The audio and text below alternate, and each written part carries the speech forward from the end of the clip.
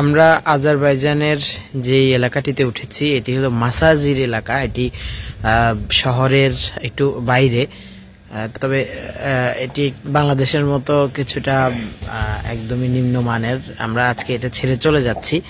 প্রথমে আসলে আমরা না বুঝে এখানে উঠেছিলাম। যদি একটু ভেতরের অংশটা দেখাই, এটা একজন বাংলাদেশির বাড়ি। এই যে বাংলাদেশি বিভিন্ন ফসল এখানে চাষ করেছেন তিনি। দোতলা বাড়ি। একটু ভিতরের দিকটা দেখাই। এই হলো ঘর। আমরা এখানে ফ্লোরিং করে থেকেছি। তারপরে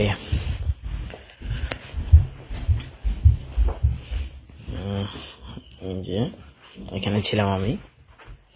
এখানে ঘরটা সুন্দর, বাট আমরা মানুষ বেশি হয়ে যাওয়ার কারণে এবং এখানে দূরে হওয়ার কারণে আমরা চলে যাচ্ছি।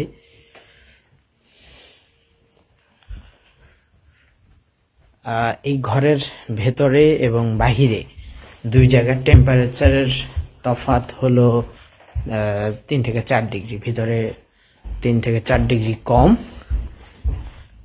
বাহিরে গেলে 3 থেকে 4 ডিগ্রি বেশি আছে, বাহিরে গেলে তাপমাত্রা বেড়ে যায়, কমে যায় এবং প্রচুর ঠান্ডা।